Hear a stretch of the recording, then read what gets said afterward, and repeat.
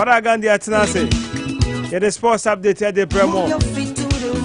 About 5 far, the photo don't do a mawada. It's too hard to resist. You ever say, the Bremo Mutimaya or Modekaka. 5:15 above K Betinase. Yeah, the show based update in the Bremo 5:30. May Nisha Betinase. Near the Basimum Commodity Abremo. No, see, I near the Moko News Mark of 5 News at 6. We're gonna rock together. We're gonna rock too. In Sunyani Guswato. Oped a year, Sir Drabber boy, Beshin Wirani in Adia. And one I don't for 8 years. And a boy, Juma. A Shinwiranesa. Yefin Ninja. We're gonna rock too. Farmers Link Agrochemicals for Soya Ho. And I bear the Duana A2 Atom. Bako so. Be ato ewa agrochemical show be a benubia, but do na no be too farmers link agrochemicals. I want Wednesday market. Or many masarachi dine in the DNA.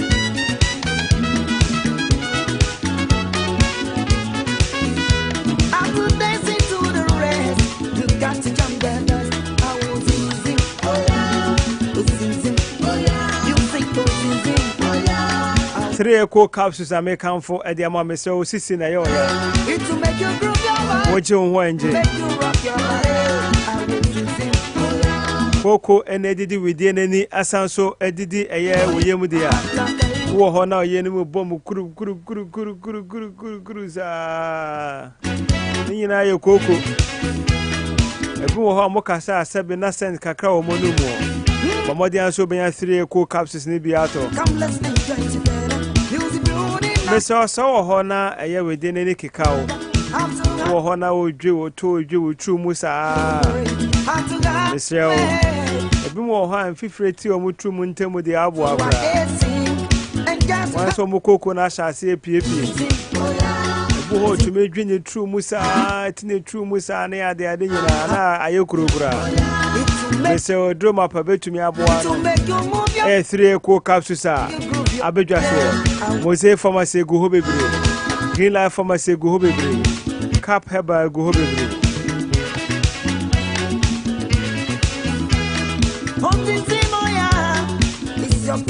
Fadal atenase, Yanko na Yanko Fire Sports Update na ha Sompa 98.9. Chief Akwaba. My name is Joso. And that day you are on point. Sir, why you be kama. O de amabrai. O de man be 315. Yes, every time I'm sending first one. Fadal Ghandi. 354. Which is an over Jumantem no. 354. Oh, okay. Okay, which is an over Jumantem no. Ampa was so tears. Fadal atenase. Or the sports update the brain. Ampa which is or Yereba before Quabroji Ampa because what in your massy was so name mere. Ampa intina do woni ato ayo nanka nipa bia no pese de bia kan ni wan say aha nipa bia be yan like oh ya de na prezi na e po so nipa bia pe oh okay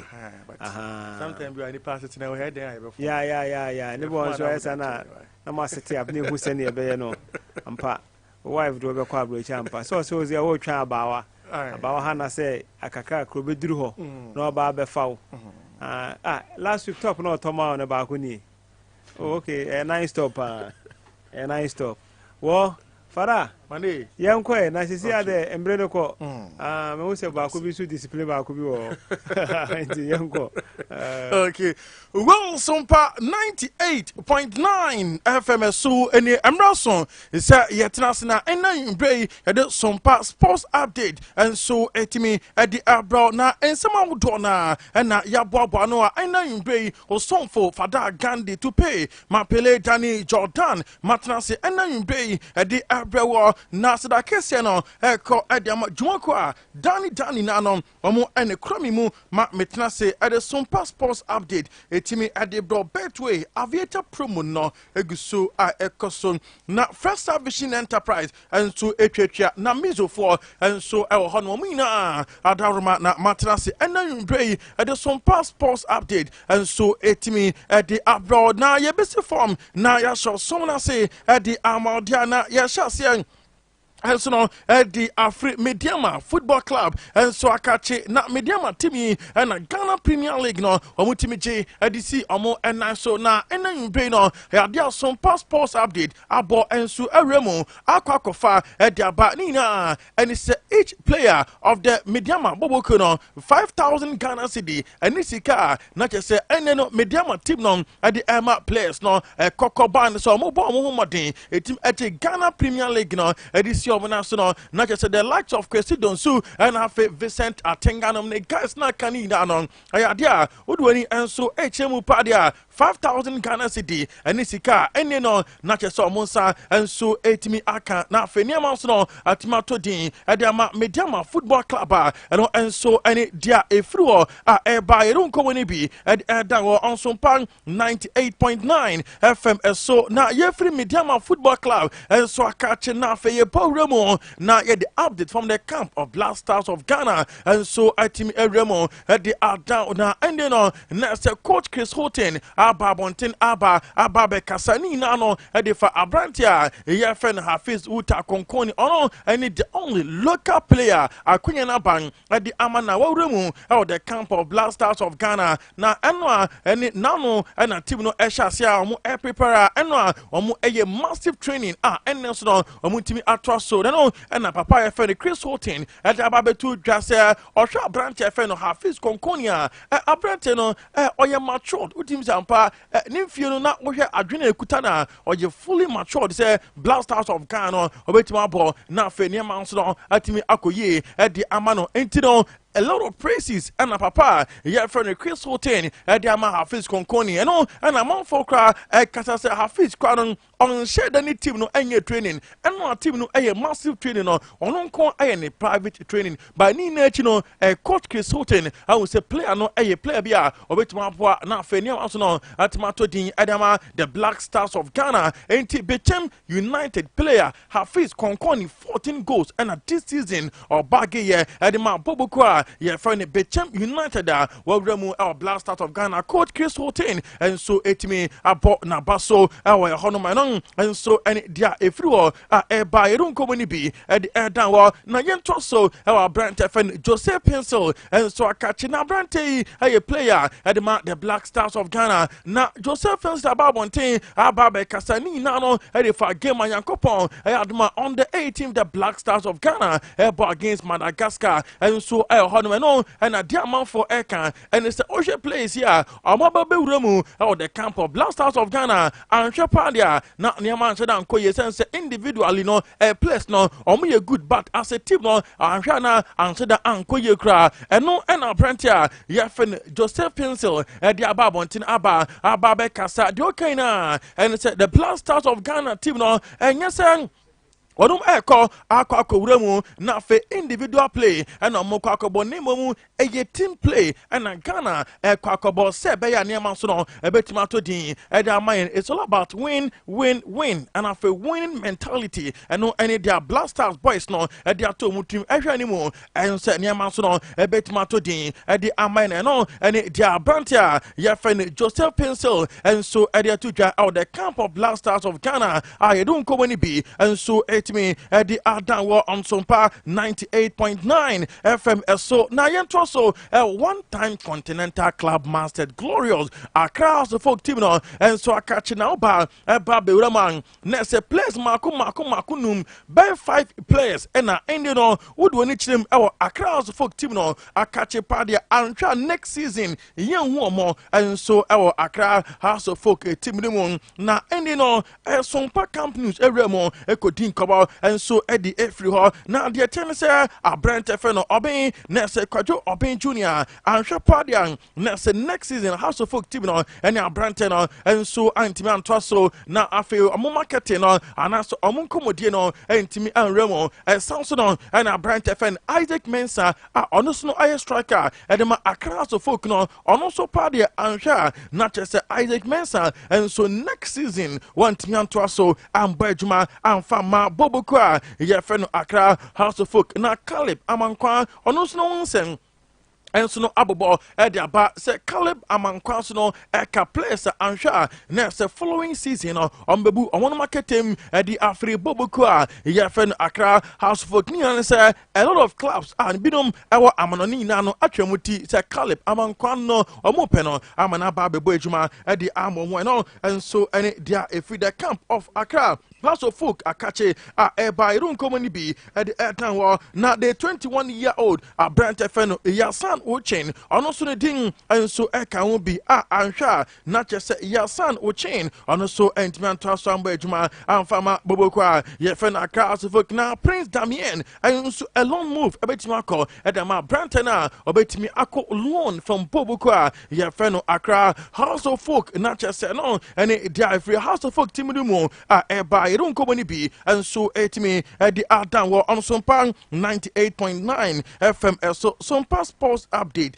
and na waso eguso utene asida kese ni bi eko edama miso fruit drink na ya orange grapes mangoes and afe melons na no bi hodoman oba na oba eba beje odi anema so no ebetima to din edama enti ene no eya warden na wo ye anase badin to bi na ekoso jumade ben na ekoso na wakonya enso se wotim eservo ewase aparia make am for mizo na dia among lawyers ajatum ministers ajatum drivers ajatum semchafo yenso yajatum obia ajatum ope bakwato anase ope dudu tu no na wa friend on 0246 270 221 0246 270-221 no aba beji umezo food drink ni bi na afeni amanso no atimi atodin edi ama onyemo a otimi nom emrowa etimi nom enkokrawa enso etimi nom emrante de yenka obia ebetimi ano mezo ni bi eno wachi no mezo no odi ni nua enanam na ohu mezo pe 5G enso etwato na eka 5G dia na wakase eja etwato eno any the only energy drink kroma yede guarana grapefruit ginseng any green tea na ye na ginseng na wom no ebo mbema pa amamutimi eye adwuma enti we no after hard days of work wa bre wa kwa adwuma bre na oba fie na hunya se utim regain energy ni dia na oban aba beje o 5G drink na fe wotimi regain energy na side effect biara enso enim obetima friend on 0246 270 221 0246270221 no aba beje o 5G drink and afe omizo fruit drink no na niema so no atimi atodin edi ama na ya fa flight number 98.9 embossment Sompa FM emfa enremu ewa manfa manso na yen hwase emfa free abibrem na se Africa Cup of Nations qualifies no ene matches ni bi etimi ba eba be remu na ohwe ene matches a etim eba so na boboko anas amaya ye friend South Sudan and Gambia at the Albany game no atimi aba na we ye na de and say South Sudan and so eshem you know ma Gambia minor etim ewramo etim ebomo ekabako miensa and so hodom na Sao Tome and Principe and so any Guinea Bissau etimi at the Ebony hodom asama matches mini casino and so eguso ekoso 0-0 and resource and so a rebu hodom na half time any akọ yami aduma 6 p.m. game bako and so ebetimi aba be remu na no eye Guinea and Egypt and at the Ebony 6 p.m. and so etimi aba so enti Africa Cup of Nations qualifies no and so Asha say matches no go now from Africa no na feya toso UEFA Nations League also no matches ni bi etimi atodwana and the game baso no 6:45 and etimi aremo Netherlands minor omo any Croatia 6:45 omo di beboni and no UEFA Nations League match and so etimi ababe remu ende no yade onkomo ni bi down on Sompa 98.9 FM so na yanko dwama so na endin komo kakra enso enfan free oto na ton no atimi asha se market wa amount for eto amount for so eton na yenrum kakra bi boboko a ya fa no Manchester United enso akachi na eni no wodoni echemo Manchester United akachi na say two players and no when yambre ompeso motom enso edi free omaya ya fa ni Germany enso hodon na Bundesliga side and no Barbara party Hoffenheim ho Bobo kwa for Manchester and so at me Auramu hobby Auramu and so our Germany money abre pe players hold on and so at me now one player back just any no Manchester team no money abre pa Branton and so I Brantia ya feno Jeremy Diaby na just Branton ya dia Bobo kwa for Manchester team no any abre pa Branton no amanaba aba bebo juma and so at me at the arm and so hold on Samson and Branton back just no ya find a frame pon Ghana ni Branton no there Manchester team no any abre pa Branton no amo no so aba bebo juma at the arm no and so any dia e fluo by room company be at the air down live from Sompa 98.9 FM so now we know and so and it's a bit maka admin sa asimibo say Branton fan Jude Bellingham and now Branton no Auramu from Dortmund waje pineko bejuma adama bobokua ye fan Real Madrid na mekoko Auramu and so edomu asukone say na mo hyehyedon no AC Echo 103 million and any sika aya fix Brantia ya fen Jude Bellingham also etima Remo na fe watimi abo ejuma and na fe nisika no a bit ma kostro ni na begina the kind of trophies abobokwa ya fen Madrid team no and so a bit maji enter Brantia no ne contract ni mo the more na Madrid team no etimi ari ne trophy ni sika kese bi e ho so a e bit ma twa e di ama Brantia na ni salary no and so a bit ma Remo 10 between 10 to 12 million salary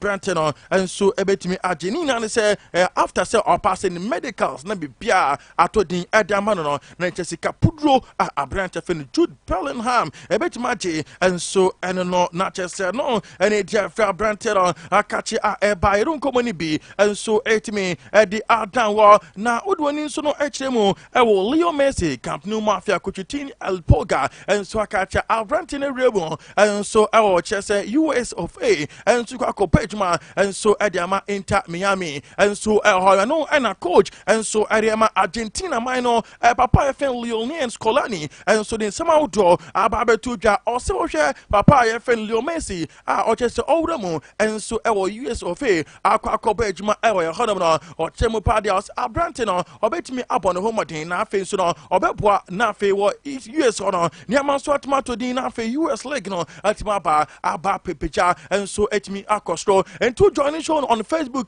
obon say Leo Messi and afi Neymar da Silva dos Santos Junior and na ejina hoi na no si ya pepe nesa Argentina coach Lionel na no si ya pepe and na Neymar and so babontin babe kasanina and so and say always Leo Messi are the best of luck and afi you know ohun say Leo Messi ebenya a lot of impact and so our chese US of A and so our honomenon and dia efru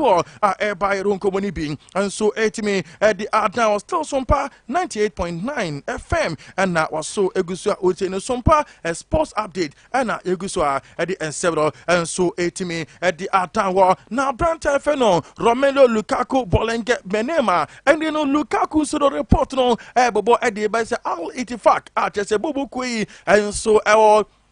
Saudi Arabia and in important one I shall say and papa ya friend Lukaku didn't come on just come on and so at me actually pass the capudo and a bit apemu na de and so hm party and party not just papa ya friend Lukaku and so ramu our Saudi Arabia and in important one akwa pejuma and so honomeno and it dia through eba it is no ya actually the amount of first vision enterprise say men can say sales and afe installation of CCTV camera padia na odi wani achiremu our Fed Star Vision Enterprise order for say aye DSTV and our part of and say aye multi TV and our pay strong decoders ahodo ni bia and our pay dia chroma bia obi agya tum no aye Fed Star Vision Enterprise na hotels no banks no mo networking system no aye Fed Star Vision Enterprise and na ebetimi a networking mo system no kama pa e di amamo na obenhu yen e Sunyani area 1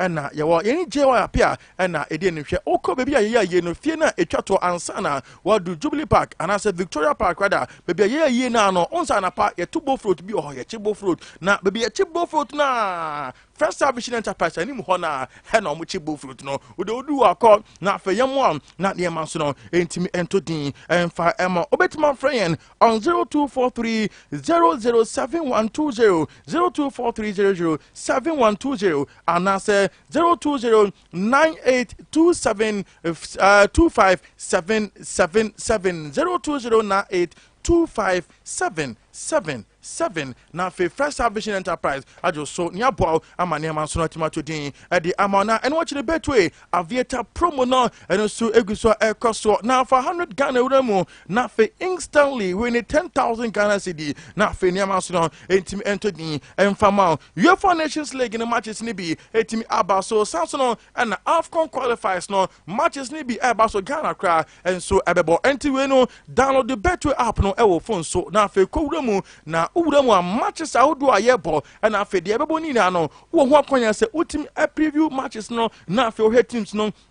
almost strengths ahodo se be ya ebetima aboa na fe wonso atimi ateki a right decision na predict well na win bet responsible with Betway omina adawma na yetena se enanwbe at the Sompa Sports update etimi at the ebrewo sambe de mesore so na fe the best drive time in town no